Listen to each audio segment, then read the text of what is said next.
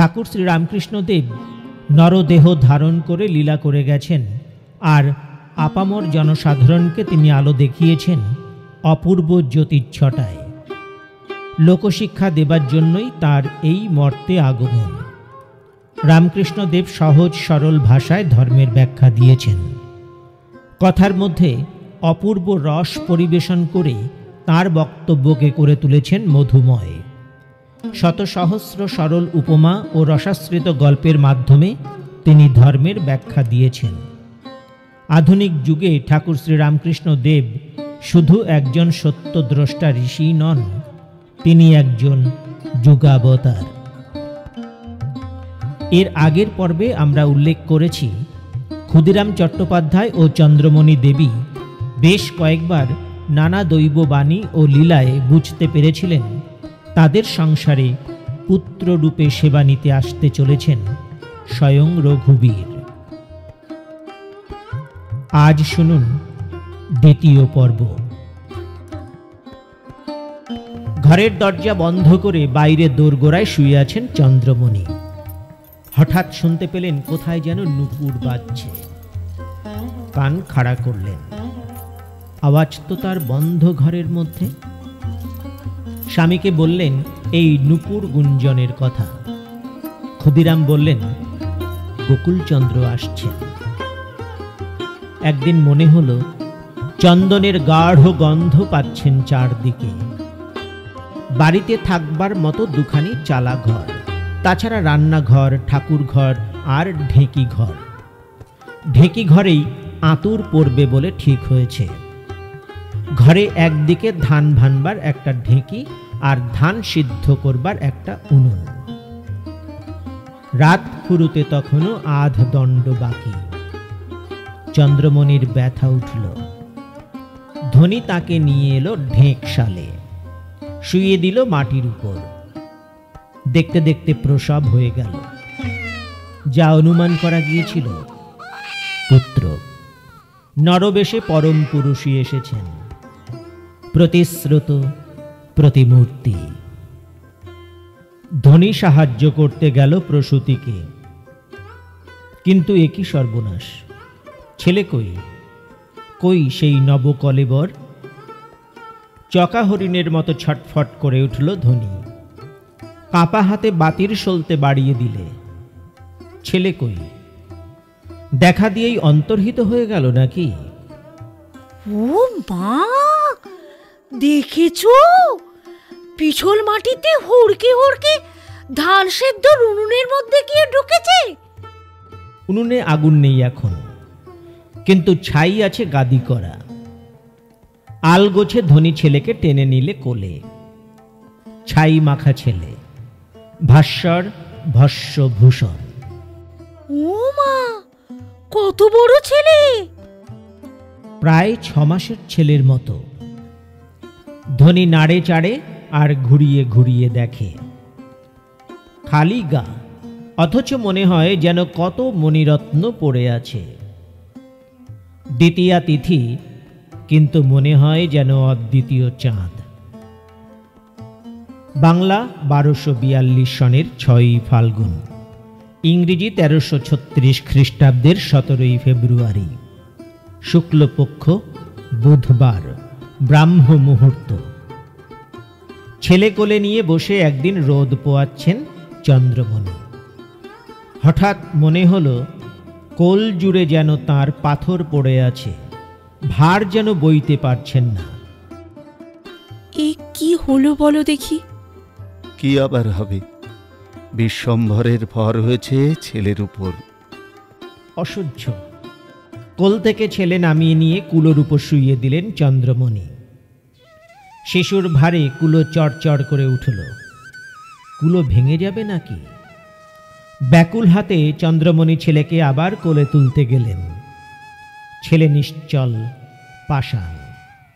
দু হাতে এমন শক্তি নেই যে টেনে তোলেন। যিনি গিরি ধরেছিলেন তিনিই যে শুয়ে আছেন কুলোর উপর, তা কে জানে। চন্দ্রমণি কাঁদতে লাগলেন। যে যেখানে ছিল ছুটে এলো। কি হলো? কি হলো? ছেলেকে কোলে তুলতে পারছি না। নিশ্চয়ই ওই নিম গাছের ব্রহ্মদত্তি ভর করেছে বাছার উপর। কি যে বলিস তা ঠিক নেই, দাঁড়া গা ঝেড়ে দিচ্ছি। ধনী কামারনি কুলোর কাছে বসে মন্ত্র পড়তে লাগলেন। নিমেষে শিশু হালকা হয়ে গেল, যেমনকে তেমন, তেমনি নবীন ও নিরীহ। আরও একদিন সংসারের কাজে গৃহান্তরে গিয়েছেন চন্দ্রমণি। মশারি ফেলা, 5 মাসের শিশু ঘুমোচ্ছে বিছানায়। ঘরে ফিরে এসে দেখেন ছেলে নেই, তার বদলে মশারি প্রমাণ কে এক দীর্ঘকায় মানুষ শুয়ে আছে। নবদ্গত গাছের বদলে বিরাট বনস্পতি। চেঁচিয়ে উঠলেন চন্দ্রমণি। ওগো, দেখে যাও, বিছানায় ছেলে নেই। কি বলছো? ত্রস্ত পায়ে ছুটে এলেন ক্ষুদিরাম।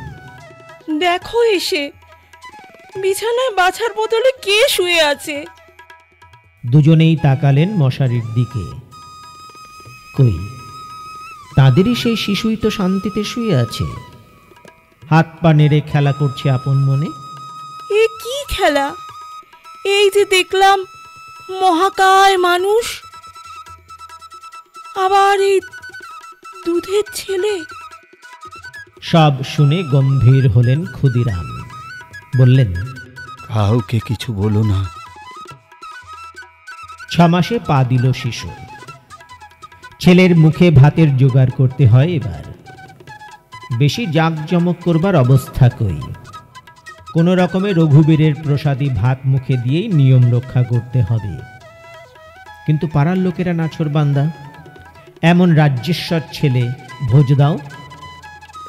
কারবারি ধর্মদাস লাহা ক্ষুদিরামের বন্ধু, এক পাড়ার বাসিন্দে। তাকে গিয়ে ধরলেন ক্ষুদিরাম। বললেন, বন্ধু, এখন উপায়? ঈশ্বরী উপায়, আবার ঈশ্বরী উপেয়। যা তাঁর কৃপা, তাই তাঁর শক্তি। ভয় কি, লাগিয়ে দাও, রঘুবীর উদ্ধার করে দেবেন, বললেন ধর্মদাস। ধর্মদাসই ব্যবস্থা করলেন সব। তার টাকার থলের মুখ দিলেন খুলে। পাড়ার লোককে তিনিই প্ররোচনা দিয়েছিলেন ক্ষুদিরামের থেকে নিমন্ত্রণ আদায় করার জন্যে।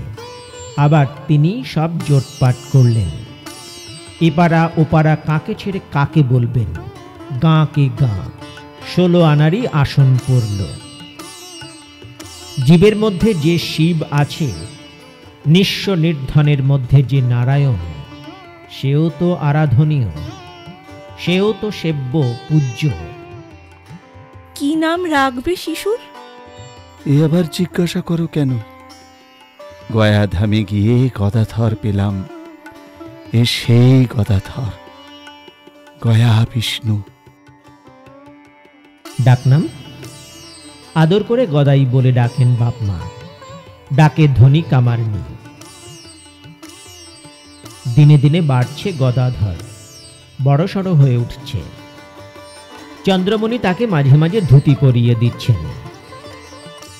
লাহা বাবুদের অতিথিশালায় সাধু সন্ন্যাসীর নানান আনাগোনা। গদাধরের মন পড়ে আছে সেই সন্ন্যাসীদের মাঝখানে। শুধু প্রসাদের লোভে নয়, হয়তোবা আরও কিছুর আকর্ষণে, হয়তোবা কোনো জ্ঞাতিত্বের প্রতিশ্রুতি। আত্মভোলা শিশুর মাঝে বাসা বেঁধেছেন শিশু ভোলানাথ। মা নতুন বস্ত্র পরিয়ে দিয়েছেন গদাধরকে। কতক্ষণ পরেই এ তার কি পরিণতি! ফালা ফালা করে ছিঁড়ে ফেলেছে গদাধর। এক ফালা নিয়ে দিব্যি ডোরকোপনি করে পড়েছে। ও মা, এ কি? এ তুই কি হয়েছিস? অতিথি হয়েছি। অতিথি? সে আবার কি? বুঝিয়ে দিল গদাধর। লাহাবাবুদের অতিথিশালায় যারা আসে তাদের অতিথি বলে না? তারা তো সব সন্ন্যাসী। সেই সন্ন্যাসীর বেশি তুই পছন্দ করলি? মার মন হু হু করে উঠল। আজ তো কাপড় দিলাম, তা ছিঁড়ে তুই কৌপিন বানালি? অখণ্ড ব্রহ্মাণ্ডেশ্বর বুঝি এইটুকু একটু খণ্ড নিয়েই খুশি? ছোট ছোট তিনখানি খোড়ো ঘর, তার মাঝে একখানি আবার ঢেঁকিশাল, আশেপাশে গাছপালা, ঝোপ জঙ্গল। দেখলেই মনে হয় গরিবের সামান্য কুটির। তবু কে জানে কেন ছবিতে এমন একটি ভাব, চোখ ফিরিয়ে নিতে ইচ্ছে করে না। মনে হয় কি যেন এখানে আছে, কত না জানি শান্তি, কত না জানি দয়া, কত না জানি আশ্রয়।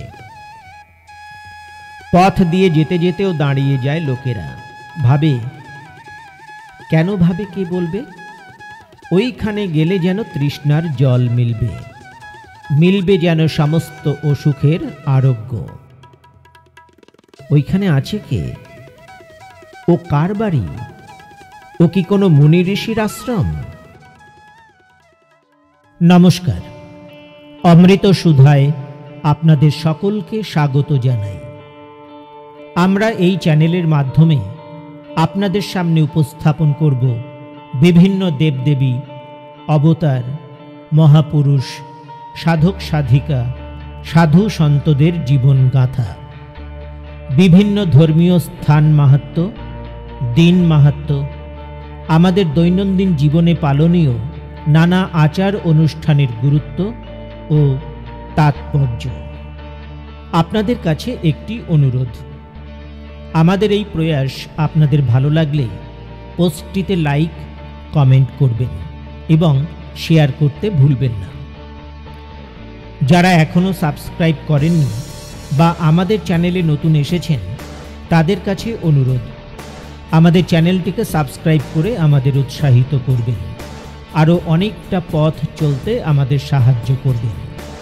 আর অবশ্যই বেল আইকনটি প্রেস করুন, আমাদের পরের পোস্টের নোটিফিকেশন আপনাদের কাছে পৌঁছে যাবে। যুগাবতার শ্রীরামকৃষ্ণর জীবন ও সাধন কাহিনী বিস্তারিতভাবে তুলে আনব আমাদের এই ইউটিউব চ্যানেল অমৃত সুধায়। শ্রীরামকৃষ্ণ পরমহংসদেবের জীবন কাহিনীর যে যে তথ্য আমরা এখানে তুলে ধরব, তার অধিকাংশ তথ্যই আমরা নিয়েছি প্রখ্যাত সাহিত্যিক অচিন্ত্য কুমার সেনগুপ্তর 4টি পর্বে প্রকাশিত পরম পুরুষ শ্রী শ্রী রামকৃষ্ণ, পরমা প্রকৃতি শ্রী শ্রী শারদামণি, কবি শ্রী রামকৃষ্ণ, গরীয়সী গৌরী রচনা থেকে। এই বইগুলি থেকে তথ্য নেওয়ার অনুমতি প্রদানের জন্য লেখকের পৌত্র শ্রীযুক্ত চিরন্তন সেনগুপ্ত এবং ভ্রাতুষ্পুত্র বধূ শ্রীমতী শুভ্রা সেনগুপ্তর কাছে আমরা অশেষ ঋণী। লাহাবাবুদের বাড়ির সামনে ঢালাও নাট মন্দিরে পাঠশালা। 5 বছরের ছেলে তখন গদাধর পাত্তাড়ি বগলে করে ঢুকলো এসে সে পাঠশালায়। সকালে বিকালে দুবার করে পড়া হয়। সকালে 2-3 ঘন্টা পড়ে স্নানাহারের ছুটি, বিকেলে এসে আবার সন্ধে পর্যন্ত। স্কুলের আর কিছুই ভালো লাগে না গদাধরের, শুধু আর কতগুলো ছেলে এসে যে জমেছে এইটাই মস্ত মজা। খুব করে খেলা করা যাবে, যেখানে যত বেশি প্রাণ সেখানেই তত বেশি লীলা। যদি ওই শুভঙ্করীটা না থাকতো, ও দেখলেই কেমন ধাঁধা লেগে যায় গদাধরের। কষ্টে শ্রেষ্ঠে যোগ যদি বা হলো, বিয়োগ আর কিছুতেই আয়ত্ত করতে পারল না। কি করেই বা পারবে? যোগে আছে সর্বক্ষণ, তাই যোগ করায়ত্ত, কিন্তু বিয়োগ আবার কি? কোথাও লয় ক্ষয় নেই, বিয়োগ বিচ্ছেদ নেই। এখানে পূর্ণ থেকে পূর্ণ গেলেও থেকে যায় পূর্ণ। পড়া বলতে বললেই মুশকিল, তার চেয়ে স্তোত্র প্রণাম দাও মুখস্থ বলে দিচ্ছে। বর্ণ পরিচয় করে পড়তে যাওয়াটাই ঠিক, কিন্তু গদাধরের উল্টো। তার পড়তে পড়তে বর্ণ পরিচয়, অঙ্ক দিলেই আতঙ্ক। অঙ্ক ফেলে তাল পাতায় ঠাকুরের নাম লেখা অনেক আরামের, যা রাম তাই নাম। পাঠশালের ছুটির পর মধুযুগীর বাড়িতে গদাধর প্রহ্লাদ চরিত পড়ছে। ভিড় জমেছে চারপাশে। এমন শিশুর মুখে এমন মনোহরণ পড়া কেউ আর শোনেনি কোনোদিন। কাছাকাছি আমগাছের ডালে বসে এক হনুমানও শুনছে সেই পড়া, সেই স্বরলহরী। হঠাৎ সে হনুমান এক লাফে নেমে এলো গাছ থেকে। শিশুর কাছাকাছি এসে তার পা ধরে বসে পড়ল। গদাধর বিন্দুমাত্র ভয় পেল না, বরং হনুমানের মাথায় দিব্যি হাত ঠেকিয়ে আশীর্বাদ করলে।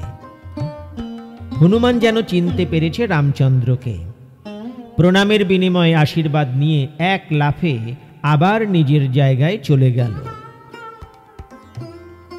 তেমনি গোচারণের মাঠে গিয়ে গদাধর ব্রজের রাখাল হয়ে যাচ্ছে। সঙ্গে জুটছে সব শেথরা, কেউ হচ্ছে সুবল, কেউ শ্রীদাম, কেউ কেউ বা দাম বসুদাম, আর যে গদাধর সেই তো বংশীধর। চড়ে চড়ে কাছে আসে গোধন, আপন হাতে ঘাস ছিঁড়ে ছিঁড়ে খাওয়ায়।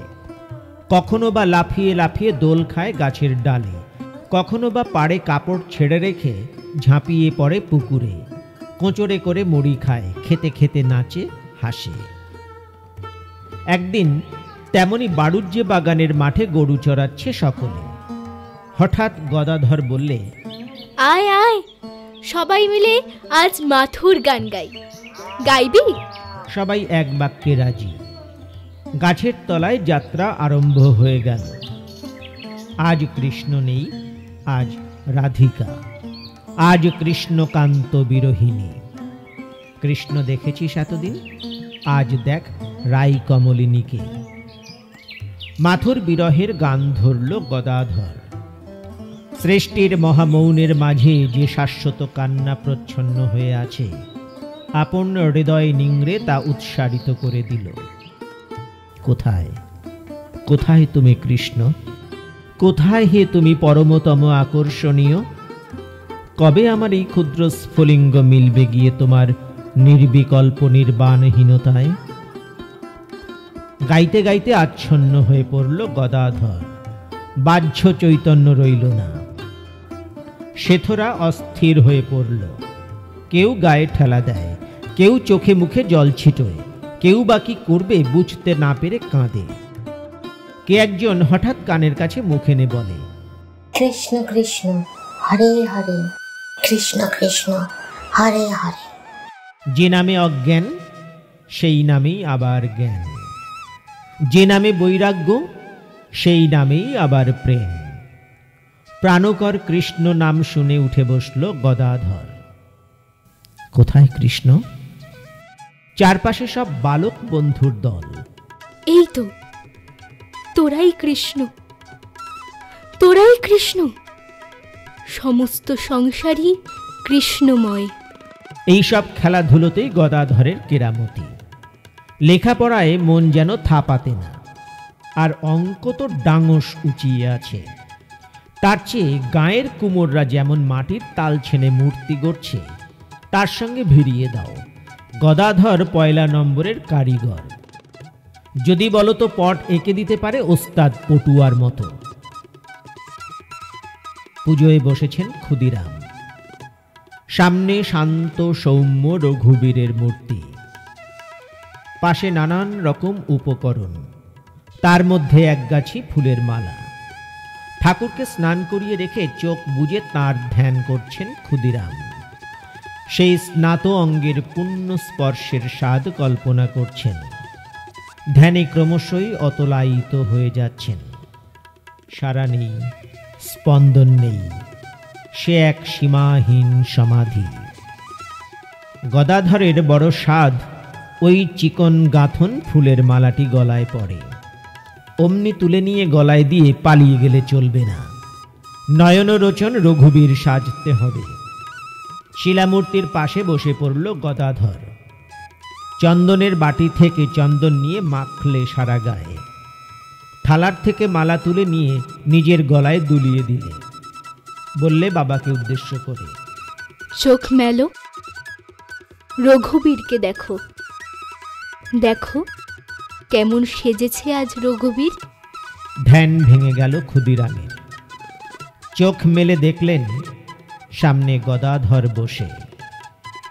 সেই দিন কি পুত্র বন্দনা করেছিলেন ক্ষুদিরাম? শিশুপুত্রের মাঝে কি লুকিয়ে আছে বালগোপাল? রামশিলা দেবী ক্ষুদিরামের ছোট বোন। কামারপুকুরের কাছে ছিলিমপুরে তাঁর শ্বশুর বাড়ি। তিনি শীতলা দেবীর ভক্ত। মাঝে মাঝে তাঁর উপরে শীতলা দেবীর আবেশ হয়। তখন তিনি একেবারে অন্যরকম হয়ে যেতেন। একদিন ভাইয়ের বাড়িতে এসেছেন রামশিলা। এসেই আবার তেমনই শীতলা দেবীর আবেশ হয়েছে।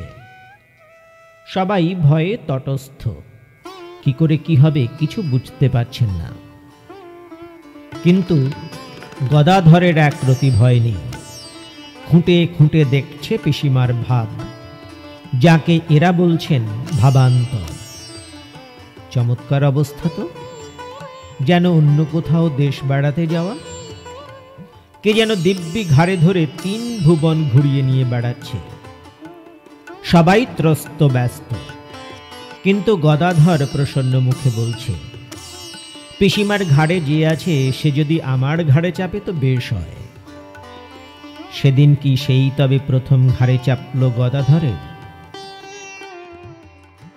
আজকের পর্বের পরবর্তী অংশে যাওয়ার আগে একটি কথা বলতে চাই। ব্যস্ত জীবনের মাঝে বা দীর্ঘ অবসর জীবনের ফাঁকে আপনারা যদি বাংলা সাহিত্যের ভালো গল্প বা উপন্যাস শুনতে ভালোবাসেন, তবে আমাদের অন্য ইউটিউব চ্যানেল সপ্তাহের সেরা গল্পতে আসুন। বাংলা সাহিত্যের বাছাই করা সেরা গল্প পাঠ নিয়ে আমাদের এই ইউটিউব চ্যানেল। আমাদের সাহিত্য চয়ন বা উপস্থাপনা আশা করি আপনাকে আনন্দ দেবে। ভালো লাগার গল্প, ভালোবাসার গল্পের ডালি নিয়ে আমরা আপনাদের সকলকে সাদর আমন্ত্রণ জানাচ্ছি। আমাদের চ্যানেলে আসতে ইউটিউবের সার্চ অপশানে গিয়ে ইংরেজিতে এই বানানটি টাইপ করুন, সপ্তাহের সেরা গল্প। বাংলায় সপ্তাহের সেরা গল্প। এই লোগোটি দেখে ইউটিউব লিঙ্কে ক্লিক করুন। আমাদের পরিবারে আপনাকে স্বাগত জানাই। আসুন এবার আজকের পর্বের পরবর্তী অংশে যাই। 6 বছরের ছেলে ধান ক্ষেতের সরু আল ধরে ধরে চলেছে নিরুদ্দেশের মতো। কোঁচড়ে মুড়ি তাই তুলে তুলে চিবুচ্ছে থেকে থেকে। হঠাৎ কি মনে হলো, আকাশের দিকে তাকালো একবার গদাধর। আকাশ তো আকাশই, শুধু তাকানোর মাঝেই তাৎপর্য। গদাধর দেখল এক বিশালকায় কালো মেঘ আকাশে ছড়িয়ে পড়ছে এক প্রান্ত থেকে আরেক প্রান্ত পর্যন্ত। কি দিব্য মহিমা এই মেঘমণ্ডিত আকাশে! চোখ আর ফেরে না গদাধরের। হঠাৎ এক ঝাঁক সাদা বক সেই কালো মেঘের গা ঘেঁষে উড়ে গেল দূরান্তরে। গদাধরের সারা গায়ে শিহরণ লাগল। এই অপূর্ব অনির্বাচ্য সৌন্দর্যকে পরিবেশন করল। কৃষ্ণিমার সঙ্গে এই শুভ্রতার যোগাযোগ, এই দিব্য কাব্য কার রচনা? হঠাৎ তার প্রতি গদাধরের মন প্রাণ উড়ে চলল পাখা মেলে। দেহপিঞ্জর লুটিয়ে পড়ল মাটিতে। চোখ মেলে চেয়ে দেখল বাড়িতে শুয়ে আছে। কে তাকে কখন কুড়িয়ে নিয়ে এসেছে মাঠ থেকে কে জানে। গদাধরের মোটে 7 বছর বয়স। ক্ষুদিরাম মারা গেলেন। গিয়েছিলেন ভাগ্নে রামচাঁদের বাড়িতে ছিলিমপুরে, মহাপূজার কাছাকাছি। কিন্তু মনে সুখ নেই, কেননা সঙ্গে গদাধর নেই। ইচ্ছে ছিল সঙ্গে নিয়ে আসেন, কিন্তু ছেলেকে দূরে পাঠিয়ে চন্দ্রমণি বা কি করে থাকবে? ও যে কটাক্ষে স্থিতি, আবার কটাক্ষেই প্রলয়। ছিলিমপুরে এসে দিন কয়েক পরেই অসুখে পড়লেন ক্ষুদিরাম। বাড়াবাড়ি অসুখ, তবু পুজোর আনন্দ ম্লান হতে দেবেন না। ষষ্ঠী গেল, সপ্তমী গেল, অষ্টমী গেল, নবমী বুঝি আর যায় না। কাতর চোখে তাকালেন একবার প্রতিমার আয়ত চোখের কোমল করুণার দিকে। নবমীও কেটে গেল। দশমী, দশমীর সন্ধেই প্রতিমা বিসর্জনের পর রামচাঁদ দেখলেন ক্ষুদিরাম তখনও বেঁচে আছেন, কিন্তু সময় বড় সংক্ষিপ্ত। চোখের দৃষ্টি যেন প্রতিমারই পথ ধরেছে। ডাকলেন, মামা। সাড়া নেই, শব্দ নেই। ক্ষুদিরাম নির্বাক। সে কি, মৃত্যুকালে নাম করবেন না? জিহ্বা আড়ষ্ট হয়ে যাবে, নামবে বিস্মৃতির বিভ্রান্তি। এতদিনের অভ্যাস যোগ আজ কোনো কাজে আসবে না। সমস্ত যজ্ঞের শ্রেষ্ঠ হচ্ছে জপ যজ্ঞ। তাই ঠাকুর বললেন, রাত দিন জপ করবি, তা হলেই অভ্যাস বসে মৃত্যুকালে ঈশ্বর চিন্তা আসবে। মৃত্যুকালে যা ভাববি তাই হবি। ভরত রাজা হরিণ হরিণ করে শোকে প্রাণ ত্যাগ করেছিল, তাই তাকে হরিণ হয়ে জন্মাতে হলো। মৃত্যুকালে যদি হরিনাম করতে পারিস, তাহলেই সন্ধান পাবি ঈশ্বরের। মামা, রঘুবীরকে ভুলে গেলেন? রামচাঁদের চোখে জল ভরে এলো। এত যার নাম করতেন, সে আপনাকে আজ পরিত্যাগ করল। কে? রামচাঁদ। আচ্ছন্ন চোখ মেলে তাকালেন ক্ষুদিরাম। বিসর্জন হয়ে গেছে, আমাকে একবার তবে বসিয়ে দাও ধরাধরি করে। বসিয়ে দেওয়া হলো। শুয়ে শুয়ে নাম করব না, পূজার ভঙ্গিতে বসে নাম করব। সে নাম কি ভুলে যেতে পারি? সে আমার কণ্ঠের মধ্যে স্বর, মস্তিষ্কের মধ্যে স্মৃতি, রক্তের মধ্যে চেতনা। সে আমার নিঃশ্বাস বায়ু, আমার আমার নিস্তার নৌকা। জ্ঞানে গাঢ় গম্ভীর সে স্বর। ক্ষুদিরাম রঘুবীরের নাম করলেন 3 বার। নাম করার সঙ্গে সঙ্গেই চলে গেলেন স্বধামে। ভূতির খালের শ্মশানে ঘুরে বেড়াচ্ছে গদাধর। বাবা নেই। কোথায় গেলেন? মনটা কেমন উড়ু উড়ু, ফাঁকা ফাঁকা, কোনো কিছুতে মন বসে না। মার কাছাকাছি মন ঘুরঘুর করে, এটা ওটা আবদার করতে স্বাদ হয়। কিন্তু অভাবের জন্য মা যদি সে আবদার রাখতে না পারেন, তাহলে তো বাবার জন্য শোক আরো উথলে উঠবে। সুতরাং চুপ করে রইল গদাধর। কোথায় গেলে অভাব থাকবে না সংসারে? শূন্যতার ভার উড়ে যাবে মেঘের মতন। অন্তরের অন্ধকারে তারই ঠিকানা খুঁজতে লাগলো। এবারে পইতে দিতে হয়। 7 পেরিয়ে 8-এ পড়েছে। দাদারা কোমর বেঁধেছেন। পইতে তো হলো, কিন্তু ভিক্ষে দেবে কে? গদাধর গো ধরল। ধনী কামারনি ছাড়া আর কারো হাতে ভিক্ষে নেব না। সে কি কথা? ধনী তো ছোট জাতের মেয়ে, ব্রাহ্মণ কন্যা নয়, সে কি করে ভিক্ষে দেবে? কুলপ্রথা লঙ্ঘন হয়ে যাবে যে। কিসের কুলাচার, কিসের জাত বেজাত? প্রাণ চাইছে ধনীকে মা বলবো। যে ধনী কোলে করে আমাকে মুক্ত করেছে মায়ের জঠর থেকে, সেই মা নামের কাছে কোনো বিধি নিষেধ মানব না।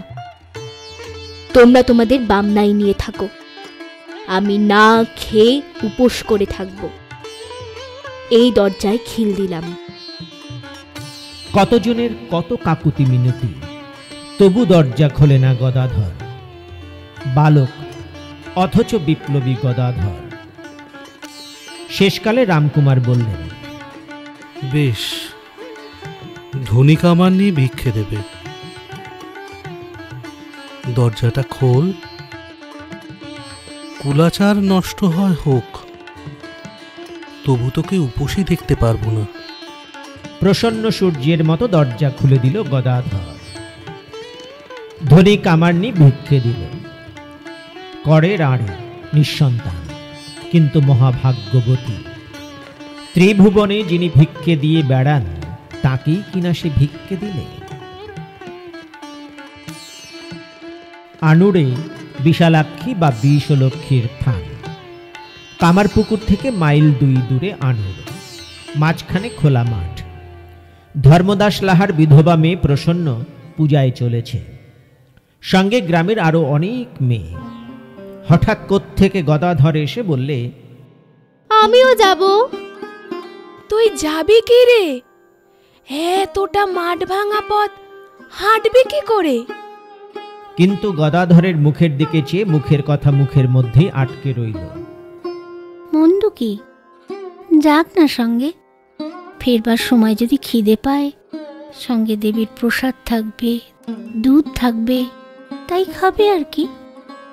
তাছাড়া মিষ্টি গলায় খাসা গান গাইতে পারে ছেলেটা। বললে 2-4টে গান গাইবি না বা কেন? নে, চল চল চল, গান গাইতে হবে কিন্তু। সত্যি, গদাইয়ের গান শুনে অবধি আর কারো গান কানে লাগে না। গদাই গান খারাপ করে দিয়েছে। ফাঁকা মাঠের মধ্যে গদাধর খোলা গলায় গান ধরলে। দেবী বিশালাক্ষীর মহিমা কীর্তনের গান। গান গাইতে গাইতে হঠাৎ থেমে গেল গদাধর। মেয়ের দল তাকিয়ে দেখল, একই ব্যাপার। গদাধরের 2 চোখ বেয়ে জলের ধারা নেমেছে। তার শরীর আড়ষ্ট, অসাড়, দাঁড়িয়ে আছে নিস্পন্দের মতো। কি কি হলো তোর? কি কার প্রশ্নের জবাব দেয়। গদাধরের জ্ঞান নেই। উমা, এখন কি হবে? মেয়ের দল ভয়ে বিশীর্ণ হয়ে গেল। রোদে নিশ্চয় ভিড়মি গিয়েছে ছেলে। খুব করে জল ধারানি দে, হাওয়া কর, হাত বুলিয়ে দে সারা গায়ে। কিন্তু গদাধরের সাড়া নেই, সংকেত নেই। গদাধর, গদাই। ব্যাকুল কণ্ঠে কত ডাক, কত কাতরতা। কি করে মার কোলে ফিরিয়ে দেব এই ছেলেকে? হঠাৎ প্রসন্নর মনে ডাক দিয়ে উঠল, যেই বিশালাক্ষীকে দেখতে চলেছি, সেই একবারই আসেনি তো পথ দেখাতে? বলো, দেবীর ভর হয়নি তো? প্রসন্ন অস্থির হয়ে উঠল। মিছিমিছি তবে গদাইকে ডেকে কি হবে? বিশালাক্ষীকে ডাক, যিনি এসেছেন আগ বাড়িয়ে, আধার পেয়ে অধিষ্ঠিত হয়েছেন আনন্দে। সবাই দেবী স্তব শুরু করলে। গদাধরের কর্ণমূলে রাখলে দেবী নাম। গদাধরের মুখে হাসি ফুটল। সংজ্ঞার লাবণ্য তরল হয়ে এলো সর্বাঙ্গে। কেউ আর তাকে গদাই বলছে না, সবাই মা বলে ডাকছে। নৈবেদ্যের ডালি কি হবে মন্দিরে নিয়ে গিয়ে? ওলো, গদাইকে সবাই খেতে দে এখানে, সব তবে মাকেই খেতে দেওয়া হবে। এই গদাধরের দ্বিতীয় ভাবাবেশ। কালো মেঘের কোলে শীতপক্ষ বক বলাকার যে রূপ, বিশালাক্ষীরও সেই রূপ। দুয়ের একই উদ্ভাস, একই তাৎপর্য, একই দিব্য কাব্যের 2টি শ্লোক। কামারপুকুরের পাইনদের অবস্থা বেশ শাঁসালো। শিবরাত্রির সময় তাদের বাড়িতে যাত্রা হবে। পালাও শিব দুর্গা নিয়ে। ধুমুল পড়েছে, কিন্তু শিব যে সাজবে সে ছোঁড়ার দেখা নেই। অসুখ করেছে নাকি, আসতে পারবে না। আর যে কেউ সাজবে তেমন লোক কই? কিন্তু যাত্রা বন্ধ করে দেওয়া ছাড়া আর উপায় কি? এদিকে যাত্রা বন্ধ হলে রাত্রি জাগরণ কি করে হয়? সবাই ধরে পড়ল অধিকারীকে। অধিকারী বললে, আপনারা একজন শিব জোগাড় করুন, বাকিটা আমি চালিয়ে নিতে পারবো। এক বাক্যে সবাই বলে উঠল, গদাধরকে শিব সাজালে কেমন হয়? চমৎকার হয়। বয়স অল্প হোক, শিবের গান জানে সে অনেক, তাই দিয়ে সে চালিয়ে নিতে পারবে। তারপর শিবের পোশাকে যা মানাবে আর দেখতে হবে না। কি যে ঠিক দাঁড়াবে বুঝতে পারছে না গদাধর। তবু সকলের ধরাধরিতে সে রাজি হয়ে গেল। আসরে এসে দাঁড়ালো সে শিবের মূর্তিতে, একেবারে সেই স্বভাব স্বচ্ছ ধবল সচ্চিদানন্দ শিব। মাথায় রুক্ষ বর্ণ জটাভার, গায়ে বিভূতির আচ্ছাদন, এক হাতে শিঙা, অন্য হাতে ত্রিশূল, কণ্ঠে ও বাহুতে অনন্ত নাগ খেলা করছে ফনা তুলে, শিখরে খেলা করছে সুধা ময়ূখ শশধর। পদপাতে ধৈর্য, অবস্থিতিতে শান্তি, চোখে সেই অনিমেষ দৃষ্টি যা তৃতীয় নয়নের দীপ্ততা। যেন মৃত্যুঞ্জয় মহাদেব নেমে এসেছেন নরদেহে, সেই তপযোগগম্য শূলপাণি বিশ্বনাথ, যিনি প্রচণ্ড তাণ্ডব অথচ প্রাণ পালক। অভাবনীয় আনন্দের ঢেউ খেলে গেল চারিদিকে। মেয়েরা যারা আসরে ছিল হঠাৎ উলু দিয়ে উঠল, কেউ কেউ বা শাঁখ বাজালে। হরিধ্বনি করে উঠল পুরুষেরা। স্বয়ং অধিকারী শিব স্তুতি শুরু করলেন। ওং শিব হর হর বোম, ওং শিব হর হর বোম। আহা, কি সুন্দর মানিয়েছে গদাইকে। শিবের পার যে এত ভালো উতরবে কেউ ভাবেনি। ওকে ভাগিয়ে নিয়ে আমাদের একটা দল করতে হবে দেখছি। এমনই বলা বলি করছিল পাড়া বেপাড়ার ছোকরারা। কিন্তু ও কি, গদাধর কিছু বলছে না কেন, নড়ছে না কেন? শুধু চেহারা দেখিয়ে কি পাঠ হয়? বলতে কইতে চলতে ফিরতে হয় যে। ও কি দেখছিস, গদাধর কাঁদছি। এ শিব আবার কাঁদলো কবে? কেউ কেউ ছুটে গেল গদাধরের কাছে। গদাধরের বাহ্য জ্ঞান নেই, গদাধর তৎস্বরূপ। জল দাও, জল দাও, জল দাও, হাওয়া করো, শিবের ভর হইয়াছে, কানে কানে শিব মন্ত্র দাও। ছোড়াটা রসভঙ্গ করলে মাইরি, এমন পালাটা শুনতে দিলে না। আফসোস করলে কেউ কেউ। যাত্রা ভেঙে গেল। কাঁধে করে গদাধরকে কারা বাড়ি পৌঁছে দিলে। গদাধর তখনও দেহ সংজ্ঞাহীন, তখনও শিবময়। সারা রাত বাড়িতে কান্নাকাটি। গদাধরের জ্ঞান হচ্ছে না। কাকে বলে জ্ঞান আর কাকেই বা অজ্ঞান? কে বা জাগ্রত, কে বা সুষুপ্ত? সকালে চোখ মেলল গদাধর, আকাশে চোখ মেলল দিনমণি। এই আমাদের গদাধর। দুটি আয়ত উজ্জ্বল চোখ, যে চোখে শান্তি আর সরলতা। মাথা ভরা এলোমেলো চুল, যে চুলে আনন্দময় ঔদাসীন্য। মুখে অমিয় মধুর হাসি, যে হাসিতে অহেতুকী করুণা। কণ্ঠস্বরে অমৃত নির্ঝর প্রসন্নতা, যে প্রসাদে অশেষ আশ্বাস। যে দেখে সেই তাকে ভালোবাসে, যে একবার চোখ রাখে সেই আর চোখ ফেরায় না। যদি ভালো কিছু আহার্য পায়, ইচ্ছে করে গদাধরকে খাওয়ায়, ইচ্ছে করে তার একটু কথা শুনি। যেখানে সে গিয়েছে সেখানে গিয়ে বসি। এদিকে লেখাপড়ায় এক ফোঁটা মন নেই গদাধরের, কিন্তু রামায়ণ মহাভারত পড়তে দাও, মন মাতিয়ে পড়বে সে অনর্গল। ধ্রুব প্রহ্লাদের কথা শুনতে চাও, সবাইকে সে ব্যাকুল করে ছাড়বে। মামুলি পাঠশালায় যেতে তার মন ওঠে না, তার চেয়ে মাঠে মাঠে তাকে মুক্ত হাওয়ার মতো ঘুরে বেড়াতে দাও, সে মহা খুশি। যা কিছু সুন্দর তারই উপর তার মনের টান। মনে হয় কি করে এই সুন্দরকে নিজের সৃষ্টির মধ্যে প্রকাশ করা যায়। গদাধর তাই কাদা নিয়ে মূর্তি গড়ে, গলা ছেড়ে গান গায়, দুহাত তুলে নাচে। শিল্পে, সঙ্গীতে আর নৃত্যে সে এক অনির্বচনীয়কে উদ্ঘাটিত করতে চায়। আর যা সে কথা বলে তাই সাহিত্য, সাহিত্যের সারবিন্দু। আমাকে রসে বসে রাখিস মা, আমাকে শুকনো সন্ন্যাসী করিস নে। এই প্রার্থনাই একদিন করেছিল গদাধর। আমাকে রস দিস মা, সেই সঙ্গে বসেও রাখিস। আমাকে উচ্ছ্বাস দে, সঙ্গে সঙ্গে সংযমও দে। ভাবের সঙ্গে সঙ্গে রূপকেও বিকশিত কর। মা, আমি তোর কবি হব। তুই যদি মা আদি দেবী, আমিও তোর আদি কবি। কত আর মূর্তি গড়ব মা, আমি নিজেই এখন নিজেকেই মূর্তি বানাই। কেমন লাগলো আজকের পর্ব?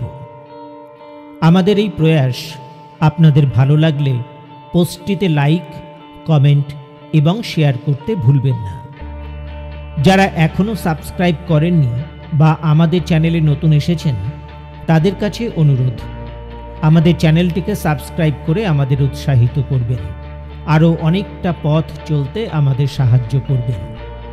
আর অবশ্যই বেল আইকনটি প্রেস করুন, আমাদের পরের পোস্টের নোটিফিকেশন আপনাদের কাছে পৌঁছে যাবে। সকলে ভালো থাকবেন। নমস্কার।